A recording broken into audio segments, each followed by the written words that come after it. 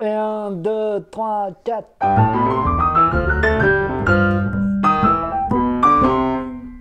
Bah, où est-ce qu'il est encore? On devait faire une vidéo sur les phrases cachées, c'est un fou.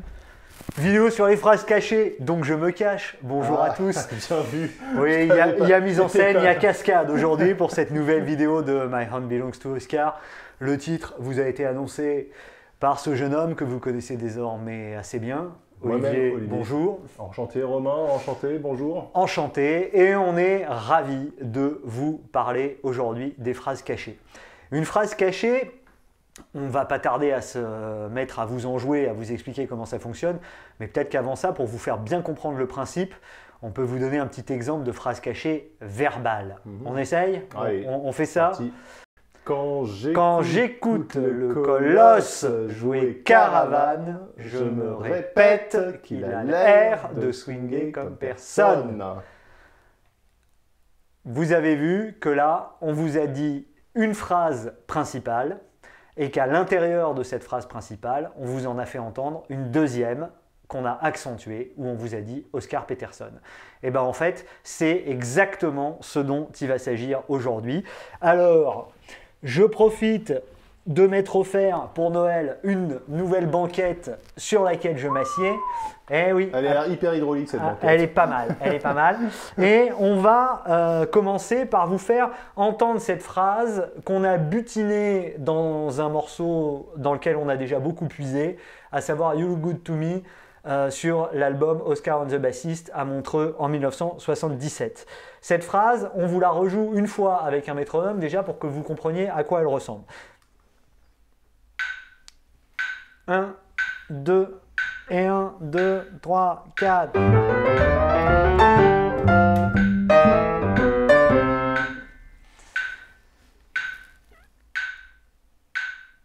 Dans cette phrase, il y en a une autre qui est cachée et je vais vous jouer maintenant juste cette phrase cachée. 1, 2, et 1, 2, 3, 4.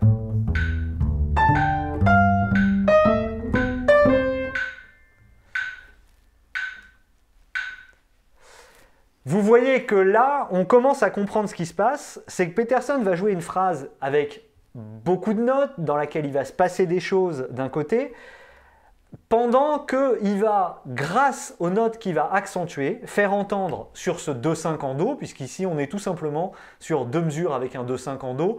Entre parenthèses pour cette vidéo, vous avez les partitions, car oui, vous l'avez probablement vu pour ceux qui ont suivi la vidéo de la semaine dernière, les partitions des premières vidéos sont arrivées et celle-là existe également, donc n'hésitez pas à aller dans les descriptions sous les vidéos pour télécharger le PDF avec l'ensemble des partitions de ce qu'on vous a joué depuis le début, où vous retrouverez la phrase écrite en intégralité d'un côté et de l'autre côté cette autre phrase qui nous fait entendre grâce au système d'accentuation tout simplement la gamme de Do. Alors vous allez me dire que ici je vous ai mis un Ré dièse. Je vous ai dit que ce système d'accentuation et de phrases cachées permettait d'envisager les choses un petit peu différemment. Ce Ré dièse ici, on peut se dire que c'est une approche chromatique du Mi. Ou bien on peut se dire que c'est une manière pour Peterson, quand il est en Do, d'introduire tout simplement une blue note. Vous connaissez le goût de Peterson pour la gamme blues et les blue notes. Ici, en fait, ce que Peterson nous fait entendre derrière cette phrase, c'est... Si on joue maintenant, je vais vous jouer cette phrase à la main gauche, tandis que la main droite va jouer la phrase complète. Comme ça, vous allez vraiment comprendre comment ça marche. Allons-y. 1, 2, et 1, 2, 3, 4.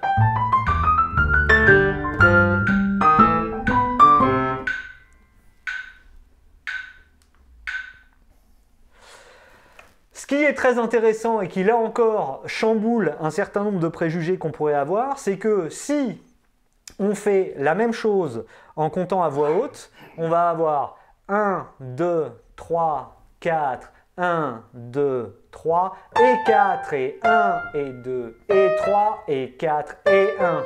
Vous voyez que On vous a dit, et on vous l'a dit nous-mêmes dans la première vidéo sur les triolets, que généralement pour que ça swing, on avait tendance à accentuer la croche qui était en l'air. Hein. Eh bien, c'est pas ce que fait Peterson ici. Avec ce système d'accentuation, on voit que Peterson chamboule deux choses par rapport au discours habituel. Le premier, c'est qu'il s'intéresse assez peu aux notes cibles des accords sur lesquels il est. Lui, il joue juste la gamme de Do, il reste sur cette histoire de centonale et il fait entendre la gamme de Do, et il la fait entendre avec des accents qui vont assez souvent tomber, non pas sur la croche en l'air, mais qui vont tomber sur le temps. Si vous regardez ici, 1 et 2 et 3 et 4 et 1. Vous voyez que le Sol et le Fa tombent sur le 4 et le 1.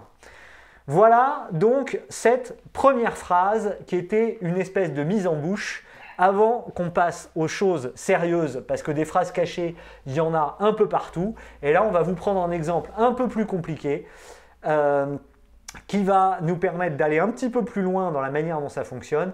Et cet exemple, il est tiré de la version de Peterson sur If I Were a Bell sur l'album Blues Etudes 1965.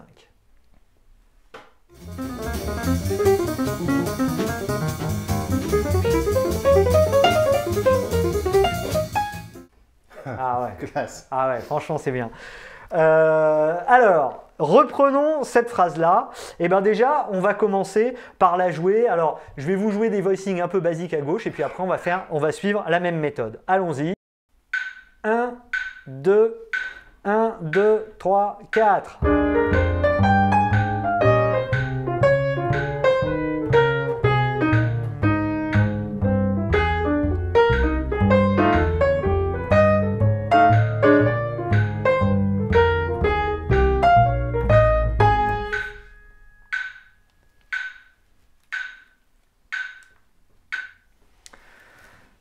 Que se passe-t-il à cet endroit-là de la grille? Alors, nous avons 8 mesures. Ces 8 mesures sont constituées des 4 premières qui forment un 2-5 en La bémol. Et 2-5, vous avez sans doute vu la vidéo. Si vous ne les avez pas vues, ne vous inquiétez pas, on vous remet le lien dans la description.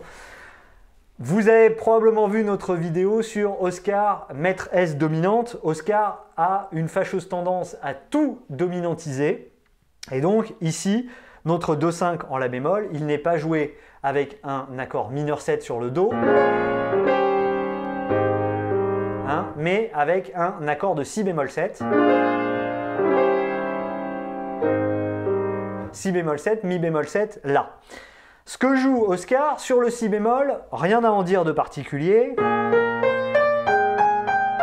Mais à partir d'ici, sur le Mi bémol 7, Oscar va jouer ceci, et là, il va nous faire entendre une phrase cachée, parce qu'il va faire...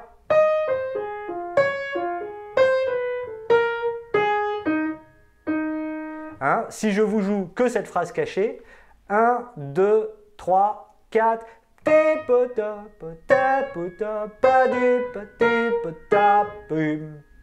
D'accord?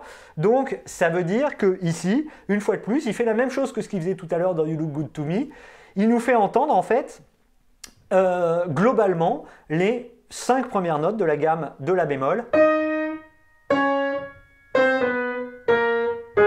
Là, vous me direz, il n'y a pas 5 notes, il y en a 6. Vous avez raison. Pourquoi? Parce que Oscar, ici, nous fait entendre ce Do bémol, c'est-à-dire la bémol 3 de la gamme de La bémol. Et vous remarquez que c'est intéressant parce qu'il joue cette note sur le 1 de la mesure ici. Si je vous mets la main gauche ici, 1, 2, 3, 4, 1, 2, 3, 4... Vous voyez que Do bémol, Si bémol, La bémol tombent sur les temps et c'est vraiment les notes qui sont mises en avant, ce qui confirme ce que je vous disais tout à l'heure, que ici, l'accentuation ne se fait pas sur les croches en l'air, elle se fait vraiment sur les temps. Vous avez une phrase qui est assez sinueuse en dessous, mais une ligne qui est très claire au-dessus et qui nous permet d'entendre qu'on est véritablement en La bémol. Ça, c'est pour les 4 premières mesures. Sur les 4 mesures suivantes, il se passe des choses très intéressantes dont on voulait vous dire quelques mots. Et Olive, est-ce que tu peux nous expliquer ce qui se passe sur ces 4 mesures suivantes? Ouais. Alors là, sur les 4 mesures suivantes, on a un 3, 6, 2, 5 qui arrive finalement sur La bémol, le 1. Et donc normalement ce 3, bah, ça serait un accord mineur. Là en l'occurrence sur cette partition c'est un accord mineur bémol 5. Le 6, bah, pareil, un accord mineur, le 2 qui sera un accord mineur, et le 5 qui sera un accord 7. Il se trouve que déjà, Oscar Peterson, lui, il fait des dom de dom, donc il met tous en accord 7, mais ça tu reviendras là-dessus. N'empiète pas sur mes plates-bandes, s'il te plaît. On va en parler dans une petite minute. Il fait des choses très intéressantes sur ces accords 7, mais vas-y. Et ce qui est intéressant pour nous, pour la ligne de basse, c'est qu'on se rend compte que sur le 3 et le 6, en fait, Ray Brown, lui, sur 2 mesures, il pense juste le 6e degré, le Fa 7. Et donc il joue une ligne qui est plus mélodique, en fait il simplifie la grille pour rester dans un centre tonal en fait. Et il simplifie la grille et ça on le voit souvent, je l'ai vu souvent dans les relevés en fait, de Ray Brown. Surtout quand ça va un peu vite parce que là on se rend pas compte, je sais plus à quel tempo ils sont mais ça... Là ça va très très vite, je crois qu'ils sont à 240 à la noire, quelque chose comme ça. Ça avance quand même. Ça avance très fort. Et du coup ils n'hésitent pas à simplifier la grille pour avoir quelque chose de plus mélodique et de rester quand même dans le centre tonal, hein. C'est pas non plus n'importe quoi.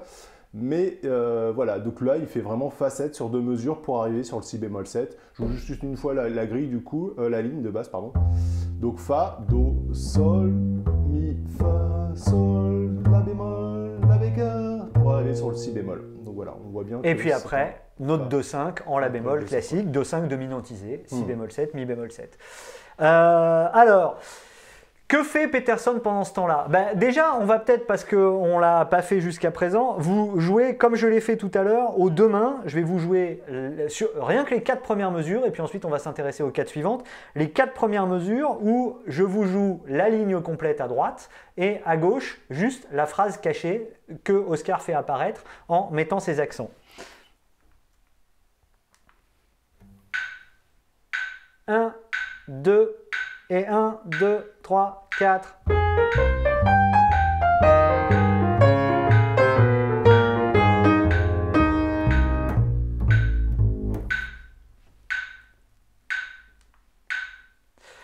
Sur la suite, que se passe-t-il?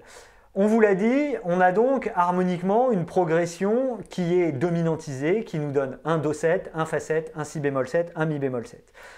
Pour souligner ces accords de Do 7, Peterson va utiliser la gamme par ton avec un système de triade augmentée. Alors, petite digression sur la gamme par ton. La gamme par ton, je vous la joue ici. Un ton, un ton, un ton, un ton, un ton. Et on est revenu sur le Do. Vous voyez qu'il y a 6 notes. Que ces 6 notes, ça veut dire que des gammes par ton, il n'y en aura que 2, puisque là, toutes les notes qu'on n'a pas jouées en jouant cette gamme-là, on va les jouer avec l'autre gamme qu'on fait commencer un demi-ton plus haut, gamme par ton, un ton. Bon, ça, c'est une gamme que vous trouvez très souvent chez Monk.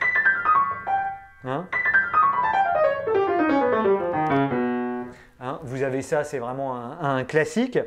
Et dans ces gammes, vous avez des tons, comme le nom l'indique, vous avez des tierces majeures. Si vous les empilez, vous avez ce système de triade augmentée. Do, Mi, Sol dièse, Ré, Fa dièse, Si bémol, Mi, Sol dièse, Si dièse. Cette note-là devient un Si dièse si on empile vraiment des tierces majeures. En fait, vous voyez que cette gamme-là, elle va nous permettre de souligner des accords de Do 7. Parce que si je mets mon Do 7 ici, fondamental, tierce, septième, neuvième, tierce, dièse 11, bémol 13, septième. Et bien Peterson, pour souligner son accord de Do 7, il va jouer ça. Sur l'accord de Do 7, il va faire... Et puis quand il va arriver sur son accord de Fa 7, il va passer sur l'autre gamme par ton, c'est-à-dire celle qui fait... pour faire...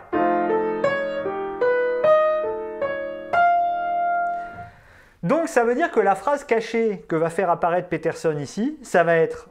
je vous la joue sans tempo, puis après on vous la fera comme ça, que vous compreniez.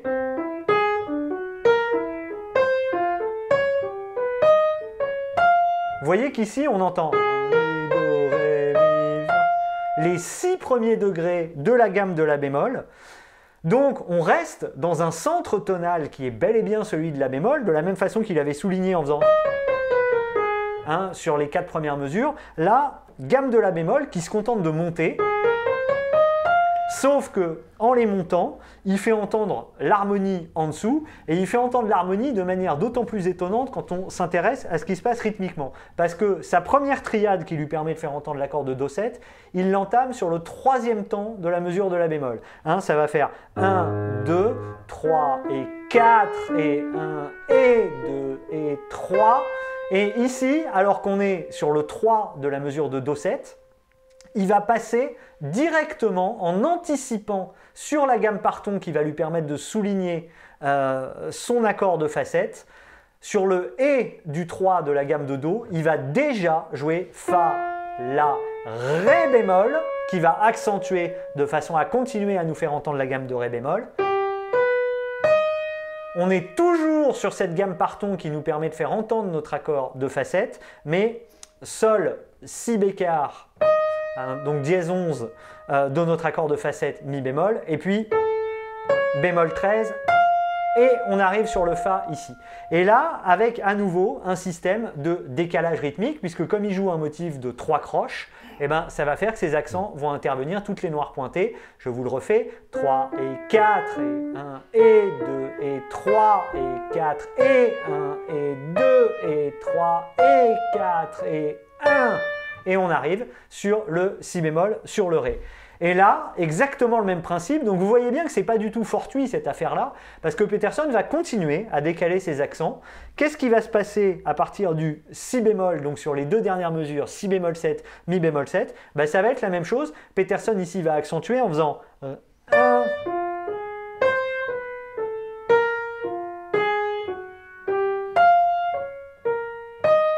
Donc on va à nouveau entendre 1 et 2 et 3 et 4 et 1 et 2 et 3 et 4 et 1.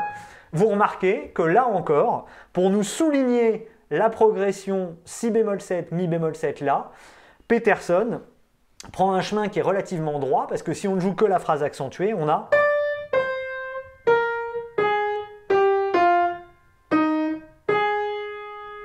Voilà. On va peut-être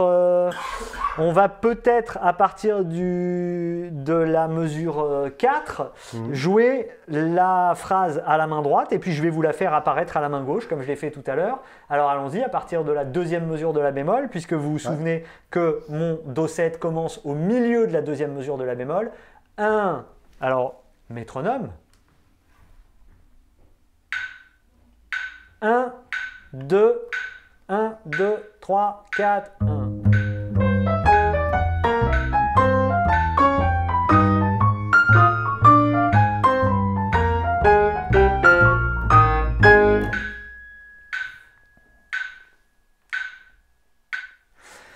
Vous voyez clairement à quoi ça sert, et vous voyez pourquoi c'est intéressant, parce qu'on a vraiment ce mélange dont je vous parlais tout à l'heure, d'une simplicité extrême de la ligne, puisque vous avez vu que Peterson en fait ne joue quasiment que des gammes, ascendantes ou descendantes, que ce soit sur You Look Good To Me ou dans toutes les phrases qu'on vous a jouées là. Il est dans la tonalité dans laquelle il joue des gammes, mais il déplace ses accents en se préoccupant peu de savoir s'il va accentuer l'accroche en l'air ou le temps, en faisant des déplacements rythmiques, parce qu'il joue parfois des cellules de 3 notes, parfois des cellules de 2 notes. Quand on arrive sur Si bémol ici, il fait 1, cellule de 3 notes, et à partir d'ici, cellule de 2 notes seulement. Et là, il accentue même 2 notes contiguës, 2 croches qui se suivent, le Sol et le Fa ici, cellule de 3 notes. Et il descend cette gamme. Vous voyez que tout est bouleversé par rapport à ce qu'on apprend habituellement. Les notes cibles, il s'en fiche, il ne vise pas la tierce de ses accords là-dessus. Il s'occupe du centre tonal, il nous fait entendre la gamme du centre tonal dans laquelle on est en déplaçant ses accents, et ça lui permet de mettre le bazar harmonique, ou en tout cas si ce n'est de mettre le bazar, de créer des tensions, parce qu'avec ce que vous a dit Olivier tout à l'heure, qui joue son accord de fa7, lui, pendant 2 mesures, alors que Peterson, lui, joue Do7, un Do7 qui est relativement altéré puisqu'il y a sa bémol 13, qui commence au milieu de la mesure de la bémol. Vous voyez qu'il y a plein de tensions, de frottements qui vont naître, mais ces frottements, ils donnent à la fois à la musique ce côté pimenté et tendu, alors que la ligne qui se dégage au-dessus a la limpidité de la gamme majeure. Voilà ce qu'on voulait vous dire. Alors, maintenant qu'on revient à notre méthode MHBTO, vous avez vu qu'aujourd'hui, le M de mélodie, le H d'harmonie et le T de tempo et de rythme étaient un peu mélangés. Il n'empêche qu'on va quand même finir, comme on le fait traditionnellement, avec le O. Le O, c'est la mise en œuvre de tout ça. En fait, pour mettre en œuvre tout ça, on vous a préparé des petites cellules. Il faut penser les choses en termes de cellules. Alors on a pris une gamme de Do et puis on va vous montrer 4 types de cellules. Vous pouvez évidemment en inventer plus, hein. Là, celles qu'on a faites sont assez basiques.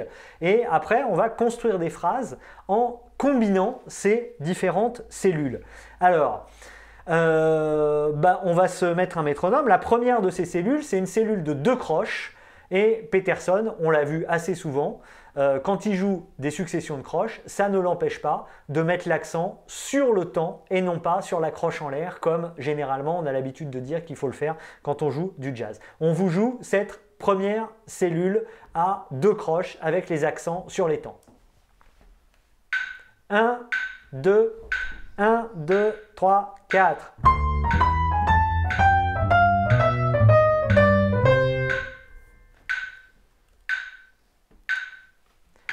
Vous voyez que la phrase qui se dessine, elle marche très bien sur un Do5 en Do, c'est une phrase en 2 mesures.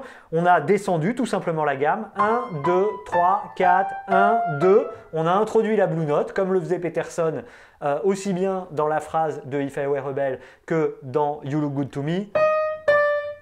Et puis on est arrivé ici sur notre Do.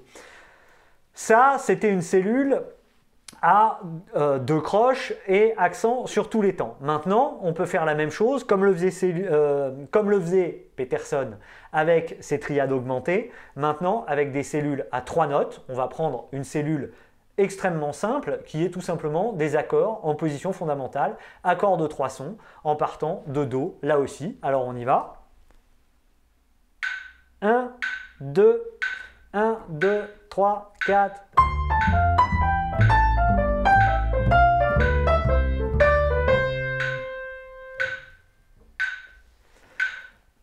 Là, on a, comme je vous l'ai dit, tout simplement des accords de 3 sons.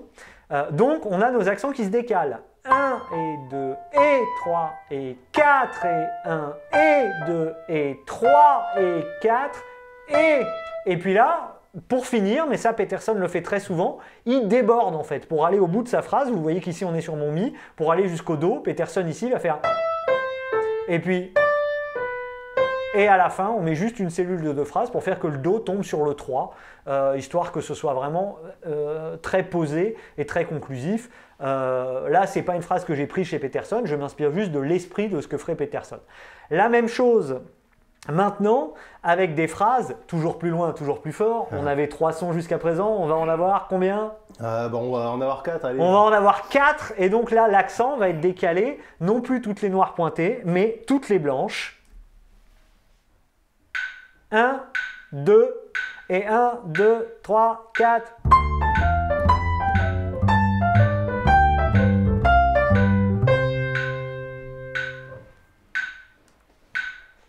Même principe ici.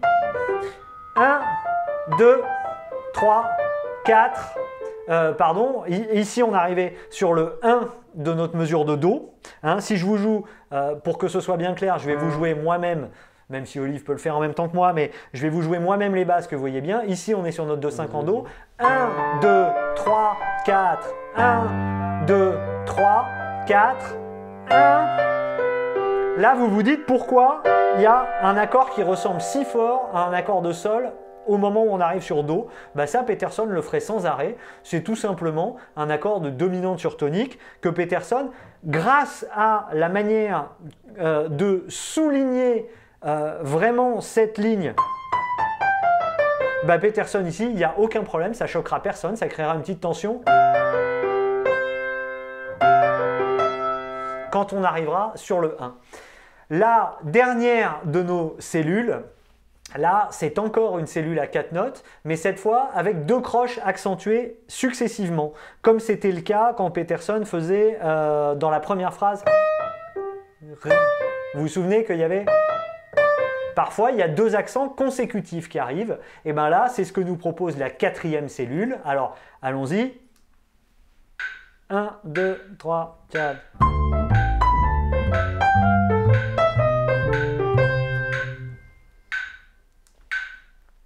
Même principe, on descend notre gamme de Do, mais ici vous voyez qu'on fait 1 et 2 et 3 et 4 et 1 et 2 et 1. Et ici on arrive avec le 1 ici, donc sur notre Blue Note, et ça, phrase très commune chez Peterson. Avec tout ça, le but après, c'est évidemment de mélanger ces cellules. Alors, on a juste construit un petit exemple, mais après, c'est à vous de le faire. C'est à vous à la fois de trouver des cellules intéressantes de 2, 3, 4, voire 5 ou 6 notes. Enfin, voilà, tant que c'est cohérent et que ça marche. Et puis, de jouer sur le déplacement de ces accents pour construire des phrases comme, par exemple, celle qu'on va vous proposer maintenant. 1, 2, 3, 4.